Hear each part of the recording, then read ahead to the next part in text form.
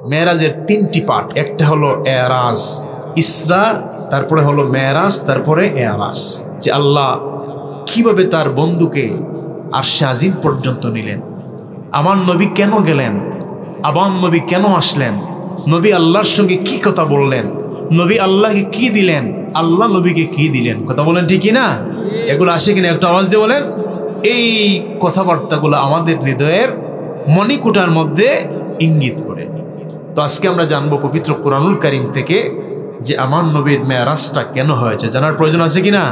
রাসূল করিম সাল্লাল্লাহু আলাইহি ওয়াসাল্লামের মেরাজ আমরা কিছু তত্ত্ববহুল আজকে আলোচনা করব।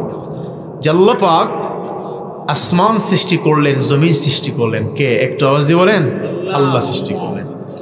তো আসমান জমিন সৃষ্টি করার পর আসমান মহান রবকে ডাক দিয়ে বলে, রব আপনি তো আমাকে আসমান হিসেবে তৈরি করেছেন, জমিনকে জমিন হিসেবে তৈরি করেছেন, এজন্য আমি শুকরিয়া আদায় করি, আপনার প্রশংসা করি, আপনার জিকির করি। আসমান জমিনকে ডাক দিয়ে বলে, জমিন তুমি জানো আল্লাহ পাক আমাকে যা দিয়েছেন তোমাকে তা দিয়েছেন? জমিন বলছে, আসমান তোমার কাছে কি রয়েছে? আসমান বলে, আমার কাছে রয়েছে চাঁদ, সূর্য, তারকা, মঙ্গল, বুধ, বৃহস্পতি, শুক্র, শনি, ইউরেনাস, নেপচুন, প্লুটো, ভলকন এক্স, তারপরে 43টা উপগ্রহ, সবগুলা আমার কাছে রয়েছে, তোমার কাছে কি আছে? জমিন বলে, আসমান অহংকার করো না, গর্ব করো না, আমার কাছে যিনি আসবেন, যদিও তোমার কাছে আসমান, তারকা, সূর্য, চন্দ্র সবগুলা রয়েছে, আমার কাছে যিনি আসবেন উনি হলেন সবগুলার চেয়ে সেরা নবী মুহাম্মদুর রাসূলুল্লাহ সাল্লাল্লাহু আলাইহি ওয়াসাল্লাম। এখন আসমান লজ্জিত হয়ে বলে, রব আপনি আপনার নবীকে জমিনে পাঠাবেন, তো যেই নবীর উসিলায় আসমান সৃষ্টি হলো, জমিন সৃষ্টি হলো, সেই নবীকে না দেখলে কেমন করে হয়? আল্লাহ একটিবার আপনি আপনার নবীকে আসমানে নিয়ে আসেন, আমরা প্রাণ ভরে আপনাকে দেখবো, আপনার নবীকে দেখবো। জোরে বলুন সুবহানাল্লাহ। একটা কারণ। দ্বিতীয় নাম্বার কারণ হলো মহান রব্বুল আলামিন 7টি আসমান তিনি সৃষ্টি করেছেন, কিন্তু আল্লাহ রব্বুল আলামিন অনেক ফেরেশতাকে মহান রব দায়িত্ব দিয়েছেন 7ম আকাশের মধ্যে। ওই ফেরেশতা 6ষ্ঠ আকাশের মধ্যে আসতে পারে না। আল্লাহ পাক আবার কিছু ফেরেশতাকে 6ষ্ঠ আকাশের মধ্যে আল্লাহ পাক দায়িত্ব নিযুক্ত করে দিয়েছেন, তারা 5ম আসমানের মধ্যে আসতে পারে না। আবার 5ম আসমানের কিছু ফেরেশতা রয়েছে যারা 4র্থ আসমানের মধ্যে আসতে পারে না। 4র্থ আসমানের ফেরেশতা রয়েছে যারা 3য় আসমানের মধ্যে আসতে পারে না।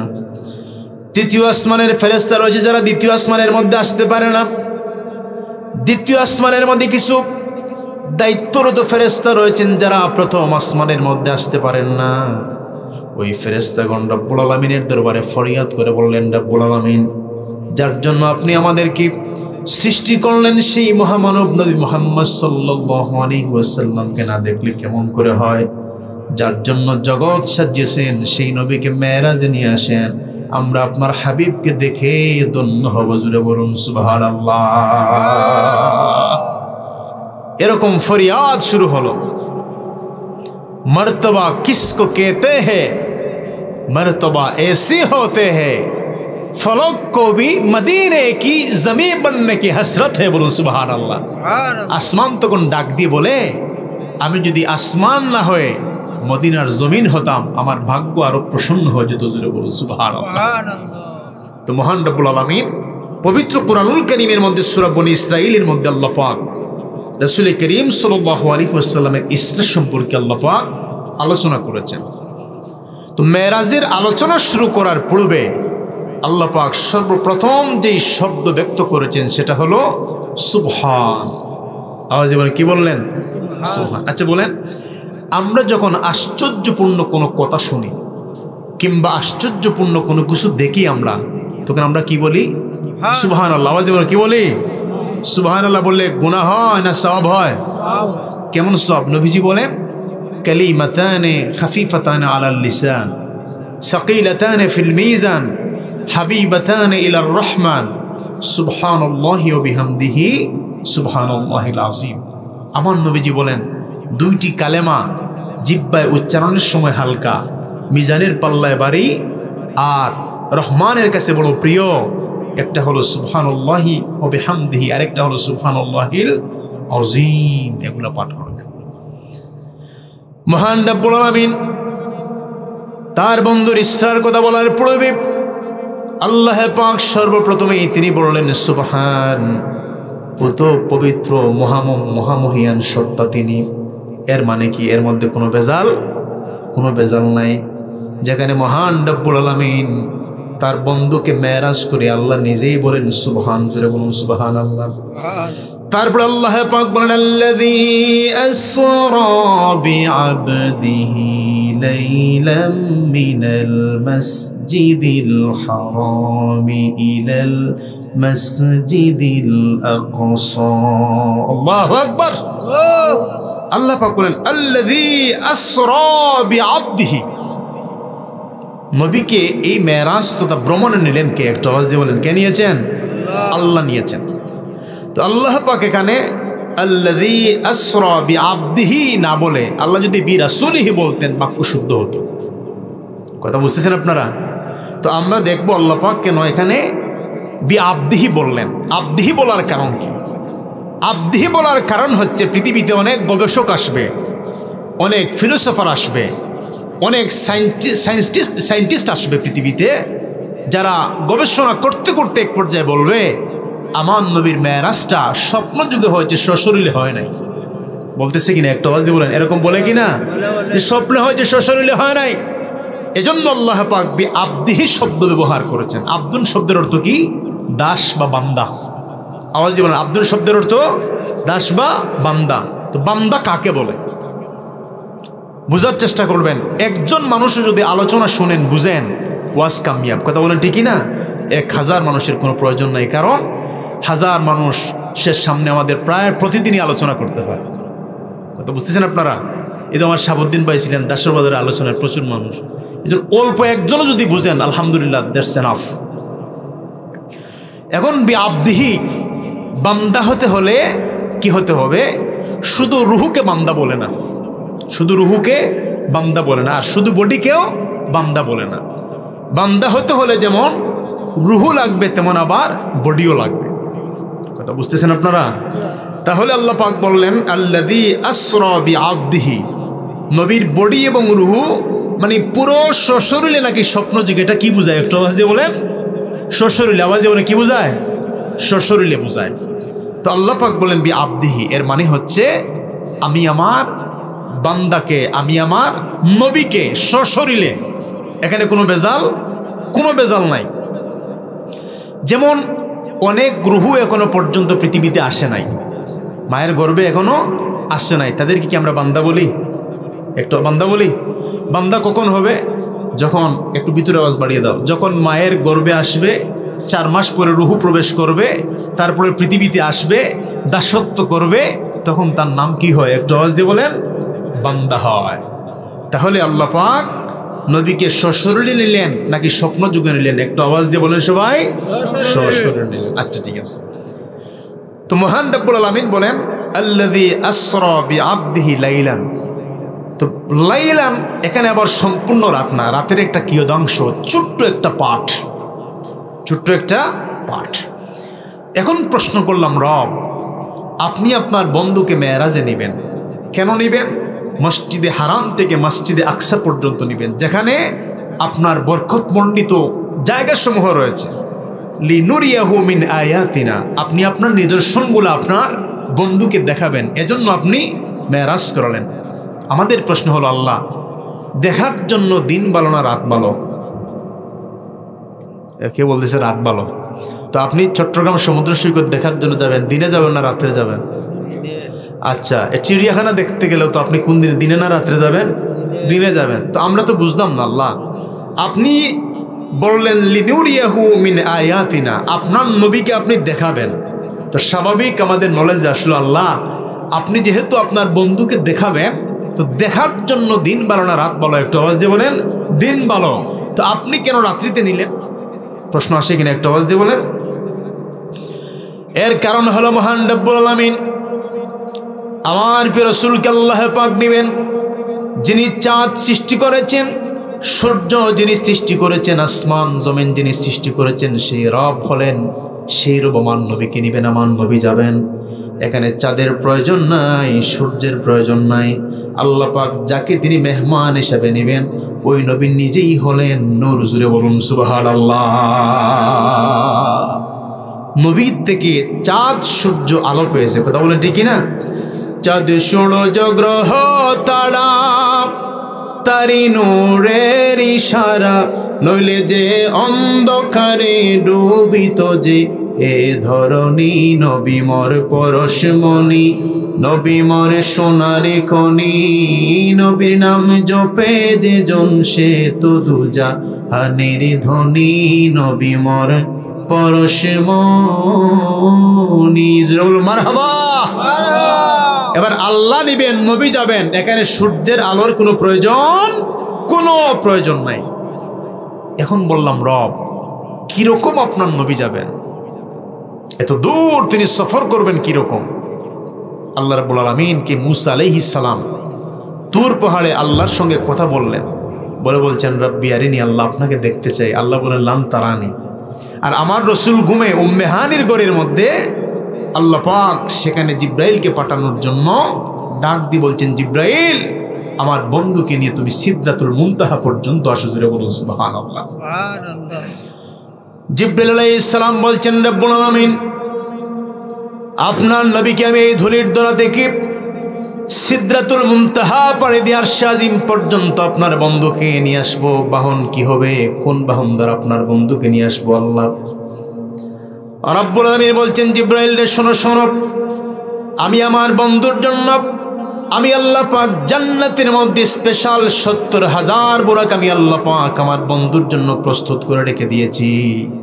ওই ৭০,০০০ বোরাকের মধ্যে যে বোরাকটা সবচেয়ে দ্রুতগামী, সবচেয়ে বেশি শক্তিশালী, ওই বোরাকটাই তুমি আমার বন্ধুর জন্য সিলেক্ট করবে জান্নাতে গিয়ে। জুড়ে বলুন সুবহানাল্লাহ। এই কথা শুনে জিব্রাইল আলাইহিস সালাম দৌড় দিয়ে তিনি জান্নাতের মধ্যে চলে গেলেন। জান্নাতে যাওয়ার পরে জিব্রাইল আলাইহিস সালাম ৭০,০০০ বোরাক দেখে জান্নাতের মধ্যে প্রস্তুত নবীকে রিসিভ করার জন্য, আমার নবীর খেদমত করার জন্য। এবার ৭০,০০০ বোরাকের মধ্যে প্রত্যেকটা বোরাক ডেকে ডেকে বলে, জিব্রাইল আমাকে নেন, আমি হলাম সবার চাইতে সেরা। আর একটা বোরাক ডেকে বলে, জিব্রাইল আমি হলাম সবার চাইতে পাওয়ারফুল। আর একটা বোরাক ডেকে বলে, জিব্রাইল আমি হলাম সবার চাইতে দ্রুতগতি সম্পন্ন, জন্য আমাকে আপনি চয়েস করেন। এরকম ৭০,০০০ বোরাক আমার নবীর খেদমত করার জন্য আবেদন নিবেদন শুরু করল। জিব্রাইল পরীক্ষার মধ্যে পড়ে গেলেন। ৭০,০০০ বোরাক আল্লাহ পাক তার বন্ধুর জন্য রেখেছেন। প্রত্যেকটা বোরাক নবীর খেদমত করতে চায়, নবীর মেরাজের তারা সঙ্গী হতে চায়, সহচর হতে চায়। কোন বোরাক রেখে কোন বোরাক সিলেক্ট করবে, এটা কঠিন একটা পরীক্ষা কিনে। একটা আওয়াজ দিয়ে বলেন, আপনার হাতে যদি একটা চকলেট থাকে আর ছোট ছোট 10টা বাচ্চা যদি বলে, চাচা আমাকে দেন আমাকে দেন আমাকে দেন, আপনি কি বলবেন? শেষে বলবেন, যাক এটা ফুকরি যাক। কথা বলেন ঠিক? এখন ৭০,০০০ বোরাক নবীর খেদমত করতে চায়, এটা একটা কঠিন পরীক্ষা। কথা বলেন ঠিক না? জিব্রাইল আলাইহিস সালাম আল্লাহ পাককে রেখে বলেন, রব্বুল আলামিন আপনার বন্ধুর জন্য আপনি ৭০,০০০ বোরাক প্রস্তুত করে রেখেছেন, আর একটি মাত্র বোরাক নেওয়ার জন্য আমাকে নির্দেশ প্রদান করলেন। ৭০,০০০ বোরাক। এখন ৭০,০০০ বোরাক থেকে একটা বোরাক সিলেক্ট আমি কি রকম করবো, আল্লাহ একটু সহজ করে দেন। আল্লাহ পাক বলেন, জিব্রাইল একটু তুমি চেষ্টা করে একটু পরেই তুমি সফল হয়ে যাবে। জুড়ে বলুন সুবহানাল্লাহ। এবার জিব্রাইল লক্ষ্য করলেন জান্নাতের ৭০,০০০ বোরাক, প্রত্যেকটা বোরাকের মুখের মধ্যে হাসির ঝিলিক, সবাই হাস্যোজ্জ্বল, সবাই খুশি। নবী কোথায় যাবেন একটু আওয়াজ দিয়ে বলেন? নবী মেরাজে যাবেন। এর জন্য নবীর মেরাজ শুনে আমরা খুশি নাকি নারাজ একটু আওয়াজ দিয়ে বলেন? নবী যেহেতু মেরাজের মধ্যে গেলেন, উম্মতের জন্য এটা কল্যাণকর না অকল্যাণ করে একটু আওয়াজ দিয়ে বলেন? কল্যাণকর বিষয়। প্রত্যেকটা বোরাক হাস্যোজ্জ্বল চেহারা নিয়ে আসি। আজকে আল্লাহ পাক যার জন্য তামাম কায়নাত সৃষ্টি করেছেন, সেই নবীকে আল্লাহ পাক আরশে আজিম পর্যন্ত নেবেন। সবাই খুশি উদযাপন করে। জিব্রাইল সবার হাসি দেখে জান্নাতের পিছনের সারিতে একটু জিব্রাইল যখন তাকালেন, জিব্রাইল দেখে সকল বোরাক যখন হাসে, একটা বোরাক মাথার নিচের দিকে দিয়ে শুধু কান্না করে, জোরে বলুন সুবহানাল্লাহ। সবাই হাসে আর একটা বোরাক কান্না করে। জিব্রাইল দৌড় দিয়ে বোরাকের কাছে চলে গেলেন, গিয়ে বললেন, বোরাক রে শোনো, সকল বোরাকগুলা যখন হাসে তুমি কেন কান্না করো? তোমার কান্নার কারণ কি একটু ব্যাখ্যা করো। ওই বোরাককে দেখে বলে জিব্রাইল, আমি চিন্তা করি আল্লাহ পাক তার বন্ধুর জন্য তিনি ৭০,০০০ বোরাক প্রস্তুত করে রেখেছেন। এই ৭০,০০০ বোরাক যেরকম বলেছে আমি হলাম সবার চেয়ে সেরা, আমি হলাম সবার চেয়ে শক্তিশালী, তাদের এই স্লোগানগুলো শুনে আমি দুর্বল হয়ে জান্নাতের কর্নারে বসে বসে কান্না করি। তার কারণ হলো তুমি হয়তো ৭০,০০০ বোরাকের মধ্যে যে শক্তিশালী এবং সেরা বলবে তাকে তুমি চয়েস করবে, আর এত বিশাল একটা খেদমত থেকে যদি আমি বঞ্চিত হই, কিরকম অন্তরকে কন্ট্রোল করবো এটা সহ্য করতে না পেরে আমি জান্নাতের মধ্যে মাথা নিচের দিকে দিয়ে আমি কান্না করি, জুড়ে বলুন সুবহানাল্লাহ। এবার জিব্রাইল বললেন, বোরাক রে শোনো, এতক্ষণ পর আমি পরীক্ষার মধ্যে ফাঁস করলাম, পরীক্ষার মধ্যে উত্তীর্ণ হলাম। ৭০,০০০ বোরাকের মধ্যে আমি তোমার মধ্যে যেই গুণ, তোমার মধ্যে যেই বৈশিষ্ট্য আমি লক্ষ্য করেছি, এই গুণগুলা লক্ষ্য করার পরে আমি ৭০,০০০ বোরাকের মধ্যে আমি তোমাকে নবীর খেদমতের জন্য সিলেক্ট করে নিলাম, জুড়ে বলুন সুবহানাল্লাহ।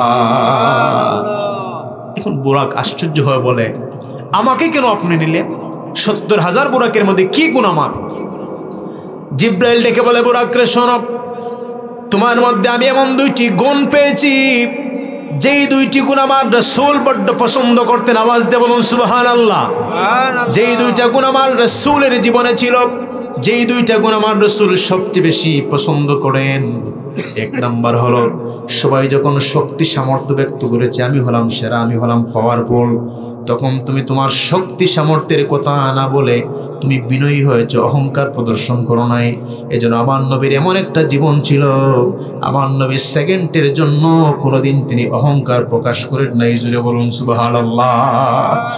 যখনই আমার নবী বলতেন আল্লাহ পাক আমাকে শ্রেষ্ঠ মর্যাদা দিয়েছেন, আমার নবীর সঙ্গে সঙ্গে বলতেন ওয়ালা ফখরা, এটা নিয়ে আমি রাসূল কোনো অহংকার করি না। যখন আমার নবী বলতেন আমি জান্নাতের প্রথমেই জান্নাতের তালা খুলব, আবার আমার নবীজি বলতেন ওয়ালা ফখরা, এটা নিয়ে আমি অহংকার করি না। আবার আমার নবীজি যখন বললেন আল্লাহ পাক ইব্রাহিম আলাইহিস সালামকে খলিল উপাধি দিয়েছেন, আদম আলাইহিস সালামকে সফিউল্লাহ দিয়েছেন, মূসা আলাইহিস সালামকে কারিমুল্লাহ দিয়েছেন, এরকম নবীজির স্ট্যাটাস বলার পরে যখন আমার নবীজি বললেন আল্লাহ পাক আমাকে হাবিবুল্লাহ উপাধি দিলেন, তারপর আমার নবীজি বললেন ওয়ালা ফখরা, এটা নিয়ে আমি রাসূল কখনো অহংকার প্রদর্শন করি না, জুড়ে বলুন সুবহানাল্লাহ। তাহলে বোরাকের প্রথম যে গুণ, সেই গুণ হলো সে ছিল নিরহংকারী, জুড়ে বলুন সুবহানাল্লাহ। সবাই যখন বলেছে আমি সেরা, আমি সেরা, সে ছিল বিনয়ী। এজন্য আমাদের সমাজের মধ্যে কিছু মানুষ দেখবেন নিজে নিজে বেটা পুরো ৩.৫ হাত না ৭.৫ হাত আছে কিনা একটু আওয়াজ দিয়ে বলেন, আমি সবচেয়ে বেশি বুঝি, আমি সবার চেয়ে বেশি জানি, আমি সবচেয়ে বড় পণ্ডিত, আছে কিনা এরকম পণ্ডিত আছে কি নাই? আর সে সবচেয়ে সেরা, সে নিজেকে বলে। অথচ নিজে যাকে বড় বলে বড় সেই নয়, লোকে যাকে বড় বলে বড় সেই হয়। আর আল্লাহর জন্য আপনি যত ছোট হবেন, মান তাওয়াদা লিল্লাহি রাফাউহুল্লাহ, যত আপনি ছোট হবেন আল্লাহর জন্য, আল্লাহ তত আপনাকে বড় করে দিবেন, জোরে বলুন না সুবহানাল্লাহ। এই জন্য অহংকার এটা হলো আল্লাহর চাদর, আল্লাহর জন্য মানায়, অহংকার মানুষের মানায়। আল কিবরিয়াউ রিদাই, আল্লাহ বলেন হাদিসে কুদসির মধ্যে, অহংকার হলো আমি আল্লাহর চাদর। অহংকার চাদর কার? আল্লাহর চাদর। এই জন্য মানুষের অহংকার যায় না। কেমন? তো আল্লাহর চাদর আল্লাহ কেন বললেন? তার কারণ হলো আমাদের সোনাতুলা গ্রামে যদি কেউ আসেন, এসে জিয়ারত করার জন্য যদি আসেন, তো জিয়ারত করছেন একজন ধরেন মুসল্লি সোনাতুলা কবরস্থানের মধ্যে, আপনাদের এলাকার ছোট ছোট বাচ্চারা যদি মুরব্বীর চাদরের কোনা ধরে শুধু টানাটানি করে, তাহলে ওই মুরব্বীকে সম্মান দেওয়া হয় নাকি অসম্মান দেওয়া হয়? একটু আওয়াজ দিয়ে বলেন। অসম্মান করা হয়। এই জন্য আল্লাহ বলেন আল কিবরিয়াউ রিদাই, অহংকার হলো আমি আল্লাহর চাদর। যারা পৃথিবীতে অহংকার করে সে যেন আমার চাদর নিয়ে সে টানা হেসরা করে, জুড়ে বলুন নাউজুবিল্লাহ। এই জন্য আমার নবীর জীবনটা এমন একটা জীবন ছিল, এমন একটা লাখ ছিল আমার নবীর। সেকেন্ডের জন্য আমার নবীজি কোনোদিন তিনি অহংকার প্রকাশ করেন নাই। আমার নবীজি নিরহংকারী ছিলেন, জুড়ে বলুন সুবহানাল্লাহ। কিন্তু নবীর উম্মতের অহংকারের কি কোনো শেষ আছে? একটু আওয়াজ দিবেন, আছে শেষ? কোনো শেষ নাই। এবার জান্নাতের মধ্যে জিব্রাইল বলেন, বুরাকরে শোনো, 1 নম্বরের গুণ হলো তুমি নিরহংকার, তুমি বিনয় প্রকাশ করেছো। আর আমার নবীজি সবচেয়ে বেশি বিনয়কে প্রাধান্য দিয়েছেন, নবী নিজেও ছিলেন বিনয়ের জন্য। এই 70,000 বুরাকের মধ্যে তোমার 2টি গুণ ভালো লেগেছে, আর 1 নম্বর গুণ হলো তুমি হলে নিরহংকার, বিনয়ী। বলুন সুবহানাল্লাহ। এবার ওই বুরাকটা ডেকে ডেকে বলে, জিব্রাইল শোনো, 1ম নম্বর গুণের কথা বললে, 2য় নম্বর কোন গুণের কারণে তুমি আমাকে চয়েস করেছো, আমাকে পছন্দ করেছো বলো। জিব্রাইল বলে, বুরাক, 2য় নম্বর তোমার যে গুণ, সেই গুণটা হলো সবাই যখন হাসে, সবাই যখন হাস্যোজ্জ্বল, কেউ ভালোবাসা প্রকাশ করে হাসির মাধ্যমে, কেউ করে কান্নার মাধ্যমে, শাহাবুদ্দিন ভাই ঠিক কিনা? কেউ দেখবেন ফুর্তি প্রকাশ করে হেসে হেসে, আবার কেউ ফুর্তি প্রকাশ করে কান্না করে করে, কথা বলেন ঠিক কিনা? মানুষ যখন বেশি খুশি হয় আর হাসতে পারে না। বিশ্বাস হয় আপনাদের? বিশ্বাস হয়? মানুষ যখন বেশি খুশি হয়, অতিরিক্ত এক্সেস খুশি হয়, তখন মানুষ আর হাসি দিয়ে খুশি প্রকাশ করতে পারে না। তখন কি করে? একটু আওয়াজ দিয়ে বলেন। কান্না করে, কান্না করে খুশি প্রকাশ করে। ওই বুরাককে জিব্রাইল বললেন, বুরাক শোনো, সমস্ত বুরাক যেখানে হাস্যোজ্জ্বল, সবাই হাসি, তুমি কান্না করো। তুমি কেন কান্না করো, তার কারণ কি? বুরাক ডেকে ডেকে বলে, জিব্রাইল, সবাই যে জন্য হাসে আমি সেই জন্য কান্না করি। কেউ হাসি প্রকাশ করার জন্য হেসে হেসে হাসি প্রকাশ করে, কেউ কান্না করে প্রকাশ করে। আমি আল্লাহর রাসূলকে এতই ভালোবাসি, আমার নবীকে এতই মহব্বত করি যে নবীর খেদমত থেকে যদি বঞ্চিত হয়ে যায়, কিরকম সহ্য করব? এই নিদারুণ যন্ত্রণা সহ্য করতে পারবো না, বিদায় আমি মাথা নিচের দিকে দিয়ে আমি কান্না করি। জুড়ে বলুন সুবহানাল্লাহ। এবার জিব্রাইল বলছেন, বুরাকরে শোনো শোনো, আমার নবীজি কান্নার যে গুণ, আমার নবী পৃথিবীর মধ্যে কান্না তিনি পছন্দ করতেন। জোরে বলুন সুবহানাল্লাহ। আমার নবীজি যত কান্না করেছেন পৃথিবীর মধ্যে কেউ তো কান্না করে নাই। আমার নবীজি যত ইবাদত করেছেন কেউ তো ইবাদত করতে পারে নাই। আমার নবী যত সেজদা দিয়েছেন পৃথিবীর মধ্যে তো সেজদা কেউ দিতে পারে নাই। এজন্য আল্লাহ কুরআনুল কারীমের মধ্যে বলেন, তোমরা বেশি বেশি করে কান্না করো, কম করে তোমরা হাসো। জোরে বলুন সুবহানাল্লাহ।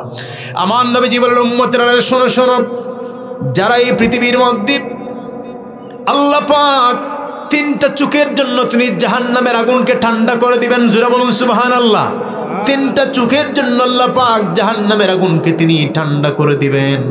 এর মধ্যে 1 নম্বর চোখ হলো যেই চোখটা সব সময় আল্লাহর মহব্বতে, আল্লাহ পাকের জাহান্নামের ভয়ে যেই চোখটা সব সময় কান্নাকাটি করে, আল্লাহ পাক ওই চোখের জন্য তিনি জাহান্নামের আগুনকে আল্লাহ পাক হারাম করে দিয়েছেন। বলুন সুবহানাল্লাহ। 2য় নম্বর চোখ হলো যেই চোখটা तमाम पृथ्वी যখন নীরব নিস্তব্ধ হয়ে যায়, পাখিগুলা যখন বাসার মধ্যে চলে যায়, কোলাহলগুলা বন্ধ হয়ে যায়, পৃথিবীর মানুষগুলা নীরব নিস্তব্ধ নিতর যখন হয়ে যায়, কিছু কিছু মানুষ দেখবেন পৃথিবীর মধ্যে, পৃথিবী যত নিরাই হয়, ওই বান্দা তাহাজ্জুদের যায় নামাজের মধ্যে দাঁড়িয়ে যায়। আছে কিনা একটু আওয়াজ দিয়ে বলেন, আছে কিনা? এরকম বান্দা রয়েছে, যখন ওই বান্দা তাহাজ্জুদের যায় নামাজে দাঁড়িয়ে নামাজ আদায় করে আল্লাহ পাকের দরবারে 2 কানা হাত তুলে কান্নাকাটি করে, আমার রাসূল বলেন যারা ওই সময় কান্নাকাটি করে ওই বান্দার জন্য আল্লাহ পাক জাহান্নামের আগুন হারাম করেছেন। জোরে বলুন সুবহানাল্লাহ। 3য় নাম্বার আমার নবীজি বললেন, শোনো শোনো, যেই দৃশ্যগুলোকে আল্লাহ পাক পৃথিবীর মধ্যে হারাম করে দিয়েছেন, অনেক দৃশ্য সেগুলো দেখা আমাদের জন্য হারাম, কথা বলেন ঠিক কিনা? আর অনেক দৃশ্য সেগুলো দেখা আমাদের জন্য হালাল। কেউ যদি খানায় কাবা দেখে সওয়াব আছে না গুনাহ, একটু আওয়াজ দিয়ে বলেন। কেউ যদি হাজারে আসওয়াদ দেখে সওয়াব না গুনাহ, একটু আওয়াজ দিয়ে বলেন। কিন্তু অনেক দৃশ্য রয়েছে যেই দৃশ্যগুলো ইসলাম আমাদের জন্য নিষেধ করে দিয়েছে। যেই যুবকেরা, যেই মানুষেরা এই দৃশ্য থেকে তার চোখকে হেফাজত করবে, আমার নবীজি বলেন ওই চোখের জন্য মহান রব্বুল আলামিন জাহান্নামের আগুনকে আল্লাহ পাক হারাম করে দিবেন। জোরে বলুন সুবহানাল্লাহ। এজন্য কান্না করবেন বেশি, কান্না করবেন বেশি, হাসবেন কম। আম্মা জান আয়েশা রাদিয়াল্লাহু তাআলা আনহাকে সাহাবায়ে কেরামকে বলছেন, মা আয়েশা, আল্লাহর নবীর জীবনের অবাক করা কোনো ঘটনা সম্পর্কে আপনি আমাদেরকে আলোচনা করেন, ইবাদত সম্পর্কে। আম্মা জান আয়েশা রাদিয়াল্লাহু তাআলা আনহা বলছেন, নবীর সাহাবীরা শোনো, আল্লাহর নবীর জীবনের প্রত্যেকটা ঘটনা ছিল অবাক করার মতো, অবাক হওয়ার মতো। সাহাবায়ে কেরাম নীরব নিস্তব্ধ হয়ে বসে গেলেন। বুখারীর হাদিস, আম্মা জানা আয়েশা রাদিয়াল্লাহু তাআলা আনহা বলেন, শুনো নবীর সাহাবীরা, একদিন আল্লাহর প্রিয় নবী এশার সালাত আদায় করে তিনি আমার কামরার মধ্যে তাশরিফ আনলেন। আমার কামরায় আসার পরে নবীজি এশার নামাজ আদায় করার পরে নবীজি আমার কামরায় আসলেন। আমার কামরায় এসে নবীজি কিছুক্ষণ তিনি বিশ্রাম নিলেন। বিশ্রাম নেওয়ার পর আল্লাহর প্রিয় নবী গভীর রজনীতে তিনি দাঁড়িয়ে গেলেন যায় নামাজের মধ্যে। জোরে বলুন সুবহানাল্লাহ। নবীজি এত লম্বা নামাজ শুরু করলেন, ধীরস্থিরভাবে তিনি রুকু করলেন, ধীরস্থিরভাবে সেজদা করলেন। আল্লাহ নবী সেজদার মধ্যে গিয়ে এত সময় ব্যয় করলেন, এত নীরব নিস্তব্ধ হয়ে গেলেন। আম্মা জানা আয়েশা মনে করলেন মনে হয় আল্লাহ নবী পৃথিবীর জমিন থেকে বিদায় নিয়েছেন। মা আয়েশা রাদিয়াল্লাহু তাআলা আনহা আস্তে করে নবীজির কদম মুবারকের মধ্যে একটা চিমটা দিলেন। জোরে বলুন আল্লাহু আকবার। আমার নবীজির কদম মুবারকের মধ্যে আস্তে করে একটা চিমটা দিলেন মা আয়েশা রাদিয়াল্লাহু তাআলা আনহা। নবীজি পাটা একটু নড়া দিলেন। আম্মা জানা আয়েশা মনে করলেন নবীজি পৃথিবীর মধ্যে আছেন। আবার নবীজি সালাম ফিরালেন। আম্মা জানা আয়েশা কেঁদে কেঁদে বলে, ইয়া রাসূলুল্লাহ, ইয়া হাবিবাল্লাহ, ওগো আল্লাহর প্রিয় নবী, আপনার তো পূর্বপরের কোনো গুনাহ নাই, সারা রাত জেগে জেগে আপনি কেন নামাজ পড়েন আর আল্লাহ পাকের দরবারে আপনি কেন ফরিয়াদ করেন, কেন কান্নাকাটি করেন, আপনার তো গুনাহ নাই।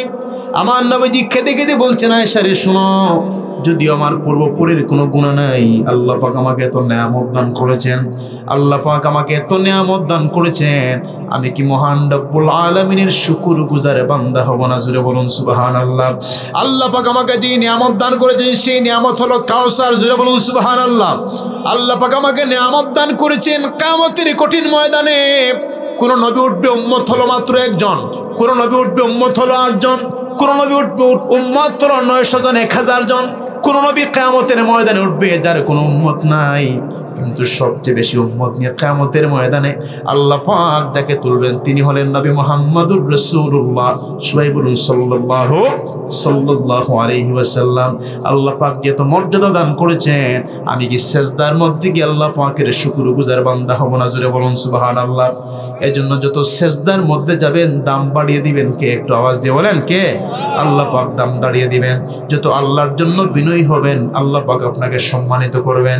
ঠিক এরকম উইন্টার সিজনের মধ্যে, ঠান্ডার মৌসুমে ঠান্ডা যখন আসে আমাদের ইবাদতের মাত্রা বাড়ে নাকি কমে? একটু আওয়াজ দিয়ে বলেন। ঠান্ডাকালে আমাদের ইবাদতের মাত্রাগুলো স্লো ডাউন করে, আমাদের মাত্রাগুলো যখন কমে যায় ইবাদত বন্দেগীর, আপনি একটু চিন্তা করেন। নবীর ফাতেমা রাদিয়াল্লাহু তাআলা আনহা, আমার নবীর মেয়ে ফাতেমা রাদিয়াল্লাহু তাআলা আনহার যুগে যখন ঠান্ডার মৌসুম আসতো, মা ফাতেমা রাদিয়াল্লাহু তাআলা আনহা ইবাদতের মাত্রাকে তিনি বেশি লম্বা করে দিতেন। জোরে বলুন সুবহানাল্লাহ। কিতাবের মধ্যে এসেছে মা ফাতেমা রাদিয়াল্লাহু তাআলা আনহা শীতকালে তো লম্বা লম্বা একটা সেজদা দিতেন, ধীরস্থিরভাবে তিনি রুকু করতেন। এশার নামাজ আদায় করার পর যখন নফল নামাজ শুরু করতেন, আম্মাজান ফাতেমা রাদিয়াল্লাহু তাআলা আনহা এত লম্বা লম্বা সেজদা দিতেন, সেজদা শেষ হতে না হতেই ফজরের আজানের সুরনার কান পর্যন্ত চলে আসতো। বলুন সুবহানাল্লাহ। মা ফাতেমা রাদিয়াল্লাহু তাআলা আনহা সালাম ফিরানোর পরে আল্লাহ পাকের দরবারে ফরিয়াদ করে বলেন, রব্বুল আলামিন, আপনি কেমন ছোট ছোট রাত দান করেছেন, রাতগুলোকে আপনি একটু লম্বা করে দেন, যেন ফাতেমা আপনার কুদরতি কদমের মধ্যে প্রাণ ভরে যেন সেজদা দিতে পারে। বলুন সুবহানাল্লাহ। আর আমাদের রাত চলে যায়, রাত কত লম্বা, ফেসবুক চালাতে চালাতে রাত 3টা, কথা বলেন ঠিক না? তারপরেও 3বার 4বার ঘুম ভাঙে, কেউ একবারও আমরা দরদ নিয়ে মহান রবের প্রেমে আমরা উদ্ভাসিত হয়ে আমরা তাহাজ্জুদের জায়নামাজে দাঁড়াই, প্রয়োজনে গোলাগুলি করে সিগারেট একটার পর আরেকটা ধরাই, কিন্তু আল্লাহ শব্দটা একবার উচ্চারণ করতে আমাদের মন চায় না, কথা বলেন ঠিক না? অথচ সাহাবায়ে কেরামের জিন্দেগি কেমন ছিল, আমার নবী কেমন ছিলেন। তো বুরাকের যখন এই 2টা গুণ দেখলেন, দেখে বলছেন 70,000 বুরাকের মধ্যে তোমাকেই আল্লাহ নবীর খেদমতের জন্য সিলেক্ট করে নিলাম। জোরে বলুন সুবহানাল্লাহ। সিলেক্ট হয়ে গেল। এখন জিব্রাইল আসবেন পৃথিবীতে আমার নবীকে নেওয়ার জন্য। আল্লাহ বলছেন, জিব্রাইল এরকম না, এরকম না। আল্লাহ কি রকম? আরে পৃথিবীর মধ্যে যদি এমপি মন্ত্রী আসে, কত মানুষ তাকে রিসিভ করার জন্য যায়, কথা বলেন ঠিক না? আর তুমি আমার বন্ধুকে শুধুমাত্র একটা বুরাক দিয়ে আমার বন্ধুকে নিয়ে আসবে, এটা কি হয়? আল্লাহ কি করব? আল্লাহ বলেন, জান্নাত থেকে স্পেশাল 50,000 ফেরেশতার বহন নিয়ে যাও। জোরে বলুন সুবহানাল্লাহ। ওই ফেরেশতারা আমার নবীকে ইস্তেকবাল করে ওয়েলকাম জানাবে, স্বাগতম জানাবে। জিবরাইল আলাইহিস সালাম 50,000 ফেরেশতার একটা বহর নিয়ে তিনি পৃথিবীর মধ্যে আসা শুরু করলেন। এইদিকে রাব্বুল আলামিন ঘোষণা করলেন, ফেরেশতারা শোনো, আজকে জাহান্নামের মধ্যে কোনো আগুন জ্বলতে পারবে না। কে আসবেন? আমার বন্ধু। কে আসবেন? বন্ধু আসবেন। জান্নাতকে সাজাও, জান্নাত সাজাও, জাহান্নামের আগুন বন্ধ করে দাও।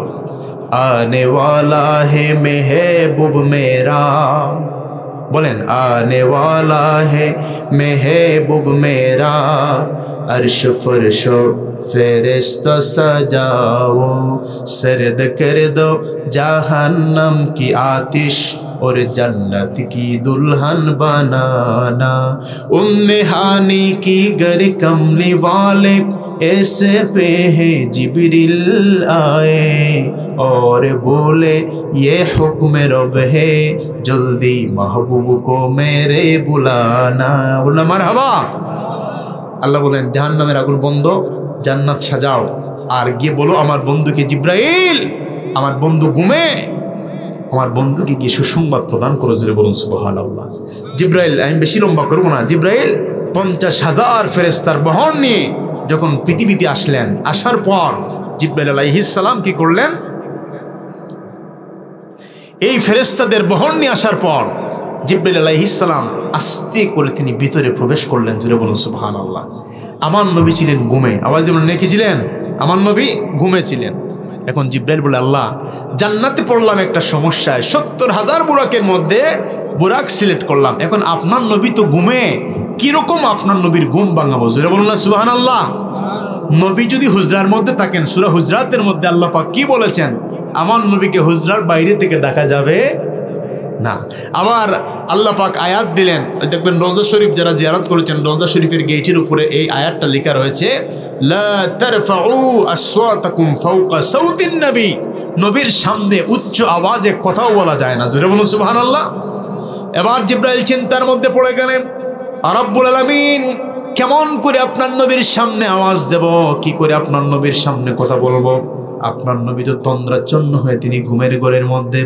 আল্লাহ পাক বলেন, জিব্রাইল অসুবিধা নাই, ইয়া জিবরিল কাব্বিল কদমাইহি, তুমি আমার হাবিবের কদমের মধ্যে চুম্বন লাগাও। জোরে বলুন সুবহানাল্লাহ। জিব্রাইল আলাইহিস সালাম আমার নবীর কদম মুবারকের মধ্যে যখন চুম্বন দিলেন, আল্লাহ নবীর ঘুম ভেঙে গেল। নবী করিম সাল্লাল্লাহু আলাইহি ওয়াসাল্লাম ঘুম থেকে যখন জাগ্রত হলেন, জিব্রাইল সালাম দিলেন, নবী সালামের জবাব দিলেন। এবার জিব্রাইল বলে, নবী আপনি তন্দ্রাচ্ছন্ন হয়ে ঘুমান, ইন্নাল্লাহা আশতাকা ইলা লিকাইকা ইয়া রাসূলুল্লাহ, আর আল্লাহ পাক আপনার সাথে সাক্ষাৎ করার জন্য তিনি প্রস্তুতি গ্রহণ করেছেন। বলুন সুবহানাল্লাহ। আমার নবীজি জাগ্রত হলেন। জাগ্রত হওয়ার পরে জিব্রাইলকে বলেন, জিব্রাইল শোনো, আমি যেহেতু আমার মহান নবীর কাছে যাব, আমি 2 রাকাত ওযু করে ফেলি। ওযুর পরে আমার নবীজি 2 রাকাত নামাজ পড়লেন। 2 রাকাত নামাজ পড়ার পরে আমার নবীজি যখন বের হলেন, বের হয়ে নবীজি বুরাকের মধ্যে আরোহণ করবেন। জিব্রাইল মিকাইল দুইজন লাগাম ধরলেন। আমার নবীজি যখন বুরাকের মধ্যে আরোহণ করবেন, বুরাক থরথর থরথর করে যেন কাঁপুনি শুরু করে দিল। জিব্রাইল বুরাককে বলেন, বুরাক রে শোনো, জান্নাতের মধ্যে তোমাকে কত কষ্ট করে সিলেক্ট করলাম, নবী তোমার উপরে আরোহণ করবেন, তুমি কেন নড়াচড়া করো, কেন কান্নাকাটি করো? বুরাক বলছে, জিব্রাইল একটা কমিটমেন্ট, একটা ওয়াদা নেওয়ার জন্য। এবার জিব্রাইল বলে, কি ওয়াদা? এবার বুরাক বলে, সেই ওয়াদাটা হলো আজকে আল্লাহ নবী যেরকম আমার উপরে আরোহণ করে সিদরাতুল মুনতাহা পর্যন্ত চলে যাবে। নবী একটু ওয়াদা করলে ভালো হয়, কিয়ামতের ময়দানে যেন নবীর খেদমত করে নবীকে জান্নাতে নিয়ে যেতে পারি। বলুন সুবহানাল্লাহ। এখন আমার নবীর কাছে কেউ আরজি করলে নবী কি রাখবেন না?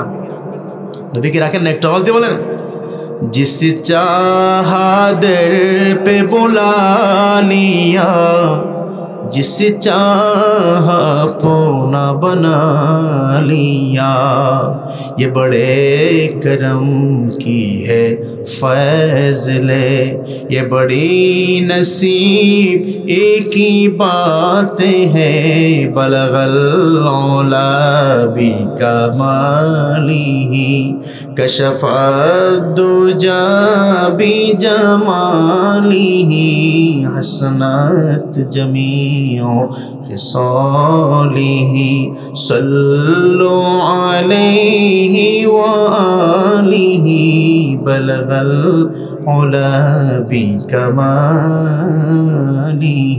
मरहबा। আমার নবীজিকে যখন বলা হলো, নবীকে যখন কমিটমেন্ট নেওয়ার জন্য বললো, আল্লাহর নবী বলেন, বুরাক, এই হাস্যজ্জ্বল এই সময়ে তুমি যখন আমার কাছে চেয়েছো, আমি রাসূল ওয়াদা করলাম কিয়ামতের ময়দানে তোমার উপরে আরোহণ করে আমি রাসূল জান্নাতের মধ্যে যাব। বলুন সুবহানাল্লাহ। এখন নবীজি উঠবেন, আমার নবীর দুই চোখ থেকে জর্জর করে, এজন্য একটা প্রেমের খেলা, নবীজির চোখ থেকে জর্জর করে পানিগুলা জমিনের মধ্যে পড়ে যায়। জিবরাইল বলছেন, ইয়া রাসূলুল্লাহ, কি হয়েছে আপনার, আপনি কান্না করেন কেন? আমার নবীজি বলছেন, জিবরাইল শোনো, আজকে বুরাকের মধ্যে আরোহণ করে আমি সিদরাতুল মুনতাহা যাব, সেখান থেকে রফরফ দ্বারা আমি আরশে আজিম পর্যন্ত যাব। আমার তো চিন্তা হয় আমার গুনাহগার উম্মতগুলা, এই যে বুরাককে যে কমিটমেন্ট করলাম, ওয়াদা করলাম, আমাকে নিয়ে যদি বুরাক বিদ্যুতের গতিতে জান্নাতে চলে যায়, আমার উম্মতগুলা কিরকম জান্নাতে যাবে? জোরে বলুন না সুবহানাল্লাহ।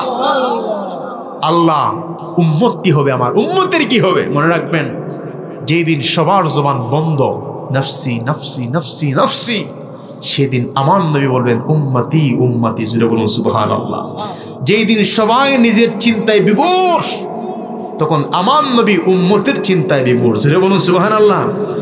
যখন সবাই পেরেশান নিজেকে নিয়ে, আমার নবী পেরেশান উম্মতকে নিয়ে। জোরে বলুন সুবহানাল্লাহ। আল্লাহ পাকের দরবারে সেজদায় পড়ে যাবেন, কান্নাকাটি করবেন। আল্লাহ পাক ডাক দিয়ে বলবেন, ইয়া মুহাম্মাদু ইরফা রাসাকা, আপনার মাথা উত্তোলন করেন, আপনি যা চাইবেন আমি রব আপনাকে তাই দিয়ে দিব। জোরে বলুন সুবহানাল্লাহ। এবার আমার নবীজি কান্না করলেন।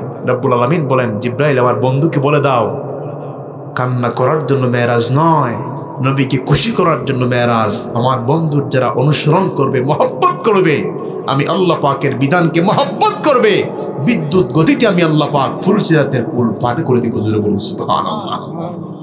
আমার নবীজি আরোহণ করলেন। আমি সংক্ষিপ্ত করব, ঠান্ডার রাত, আপনাদের কষ্ট হচ্ছে। বিদ্যুৎ গতিতে সেই বুরাকটা দেওয়া শুরু করলো, বিদ্যুৎ গতিতে। বুরাকের গতি কি হাদিসের মধ্যে এসেছে, সে তার দৃষ্টির শেষ সীমায় এক একটা কদম রাখতো। জোরে বলুন সুবহানাল্লাহ। মানে কালিসুকে যত দূর দেখে, এত দূর ছিল তার এক লাফের পরিধি। এখন প্রশ্ন হলো, আমরা কালিসুকে কতটুকু দেখি? আমরা কালিসুকে কতটুকু দেখি? আপনি যদি দিনের বেলা একটু আকাশের দিকে তাকান, তো কালিসুকে আপনি কি দেখবেন? পুরো চন্দ্র সূর্য দেখা যায়। কথা বলেন ঠিক না? রাত্রিবেলা তাকালে চন্দ্র, আর দিনের বেলা তাকালে সূর্য দেখা যায়। তো সূর্য কি প্রথম আসমানে না চতুর্থ আসমানে? একটু কথা বলেন। চতুর্থ আসমানে। কথা বলেন। সূর্য যদি প্রথম আসমানে হতো, আমাদের পিঠের চামড়া ঠিক থাকতো না। সূর্য হলো চতুর্থ আসমানের মধ্যে, সেখান থেকে সে আলো দেয়। এখন আমরা যদি আমাদের চোখ দ্বারা তাকালে চতুর্থ আসমানের সূর্য আমরা দেখি, তো বুরাকের কত গতি ছিল, বেরক্ষণ থেকে, বিদ্যুৎ থেকে এটা নামই এসেছে। এজন্য একটু আপনারা বলেন, সবচেয়ে হাদিসের মধ্যে সে এতই দ্রুতগামী ছিল, দৃষ্টির শেষ সীমায় সে এক একটা কদম রাখত। মানে আলোর গতির চেয়েও আরো বেশি গতি। এটার সাথে কোনো তুলনা দেওয়া যায় না। বলেন তো, পৃথিবী বড় না সূর্য বড়? একটু আওয়াজ দিয়ে বলেন, পৃথিবী বড় না সূর্য বড়? সূর্য বড়। অনেকে বলবেন, না হুজুর, পৃথিবী বড়। না, পৃথিবীর থেকে সূর্য হলো 13 লক্ষ গুণ বড়। জোরে বলুন সুবহানাল্লাহ। আবার সূর্য হলো 9 কোটি 30 লক্ষ মাইল দূরে। 9 কোটি 30 লক্ষ মাইল দূরে। এই 9 কোটি 30 লক্ষ মাইল দূর থেকে সূর্যের আলোটা পৃথিবীতে আসতে সময় নেয় কত?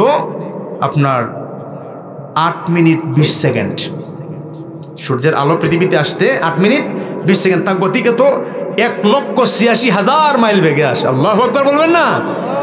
1,86,000 মাইল বেগে এসে পৃথিবীর মাটি টাচ করতে সময় লাগে 8 মিনিট 20 সেকেন্ড। এর চেয়েও আরো দ্রুতগামী ছিল বুরাক। জোরে বলুন সুবহানাল্লাহ। তো চাইলে সেই বুরাক এক লাফে অনেক দূর চলে যেতে পারতো, চতুর্থ আসমান নয়, সপ্তম আসমানে যেতে পারতো। কিন্তু মাঝখানে ট্রানজিট ছিল। ট্রানজিট তো বুঝেন, যারা বিদেশে যান, প্রথমে সিলেট থেকে দুবাই, তারপর দুবাই ট্রানজিট করে তারপরে সৌদি আরব। কথা বলেন ঠিকই না? কারণ ট্রানজিট আছে মাঝখানে। তো জিব্রাইল মিকাইল লাগাম ধরে যখন বুরাক চলল, বুরাক যেতে যেতে মদিনা মুনাওয়ারায়, জিব্রাইল বলছেন, ইয়া রাসূলুল্লাহ, এই মদিনা, এখানেই আপনার শেষ সমাধি হবে। জোরে বলুন সুবহানাল্লাহ। আপনার উম্মতগুলো এই জায়গাকে নিজের প্রাণের চেয়ে বেশি ভালোবাসবে। তারপরে আমার নবীজি বলেন, আমাকে নিয়ে যাওয়া হলো মুসা আলাইহিস সালামের কবরের পাশ দিয়ে। এটা মুসলিম শরীফের হাদিস। তখন আমি নবী দেখলাম দেখেন মুসা নবী ওনার কবরের ভিতরে, আমার নবীজি বলেন আমি দেখলাম ওয়া হুয়া কায়িমুন ইউসাল্লি ফি কবরিহি, মুসা আলাইহিস সালাম ওনার কবরের মধ্যে দাঁড়িয়ে দাঁড়িয়ে নামাজ পড়ছেন। জোরে বলুন সুবহানাল্লাহ। তারপরে আমার নবীজি চলে গেলেন মিনাল মসজিদিল হারামি ইলাল মসজিদিল আকসা, সেখানে 1,24,000 মতান্তরে 2,24,000 নবী রাসূল আমার নবীর জন্য অপেক্ষারত। জোরে বলুন সুবহানাল্লাহ। যখন আমার নবীজি গেলেন, জিব্রাইল আলাইহিস সালাম আমার নবীকে আজান দিলেন, আমার নবীকে হাতে ধরে তিনি সমস্ত আম্বিয়া কেরামের সামনে নিয়ে গেলেন। জোরে বলুন সুবহানাল্লাহ। সামনে কি বলছেন, নবী আজকের ইমাম কেউ নয়, আজকের ইমাম হলেন ইমামুল মুরসালিন। জোরে বলুন সুবহানাল্লাহ। আপনি আজকে নামাজ পড়াবেন, কারণ মেরাজের মাধ্যমে নবীর শান কমেছে না বেড়েছে? একটু আওয়াজ দিয়ে বলেন যে সমস্ত নবীগণ আসমানেই রয়ে গেলেন, আর আমার নবী গেলেন কোথায়? আরশে আজিমের মধ্যে। আসমানো ही पर सब नबी रह गए, अर्श आज़म पे पहुँचा हमारा नबी, सबसे औला आला हमारा नबी, सबसे बाला वाला हमारा नबी।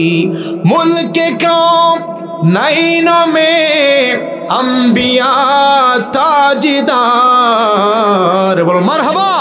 मुल्क कौम नैनों में अंबिया ताजदार, ताजदारों का हमारा नबी, सबसे औला वाला हमारा नबी, सबसे बाला वाला हमारा नबी। आमीन आमीन। আল্লাহ পাক সেই ইমামুল আম্বিয়ার উম্মত হিসেবে তিনি আমাদেরকে কবুল করেছেন। আজকে শুধু ইসরা নিয়ে আলোচনা করলাম, ইনশাআল্লাহ আগামী বছর একটু আগে ভাগে সময় দেওয়ার চেষ্টা করব বাদে মাগরিব, যেহেতু আপনারা আসলে আলোচনা অনেকে শুনেন, আমি সময় দিয়ে কভার করতে পারি না। বাদে মাগরিব ইনশাআল্লাহ আগামী বছর আলোচনা দেব। আর এই যে ইলাল মসজিদিল হারাম, মিনাল মসজিদিল হারাম ইলাল মসজিদিল আকসা, আর মসজিদে আকসায় গিয়ে যেখানে নবীজি নামাজ পড়লেন, ওই জায়গা থেকে আগামী বছর আলোচনা শুরু করবো, বলুন ইনশাআল্লাহ। আল্লাহ পাক যেন আমাদের প্রত্যেকের নেক হায়াতকে দারাজ করেন, বলুন আমিন। আপনাদেরকে মুবারকবাদ জানাচ্ছি যারা ঠান্ডার মধ্যে এই জমিনের মধ্যে বসেছেন, আল্লাহ পাক যেন রাসূল প্রেমে আপনাদেরকে কবুল করেন, বলুন আমিন।